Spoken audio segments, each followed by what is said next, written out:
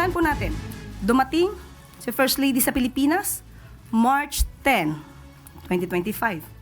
March 11 po, nang naaresto or dinala ang dating Pangulong Duterte sa ICC. Papaano po ito maiko-correlate kay First Lady? Samantalang March 11, nandito na siya sa Pilipinas, kasama ang sinabi po natin mga representatives ng Girl Scouts of the Philippines. Ito po, ang sinabi ni VP Sara, ay walang paggalang sa pamunuan, sa organisasyon ng Girl Scouts of the Philippines. Pinapalabas niya na ang event na to ay hindi nangyari.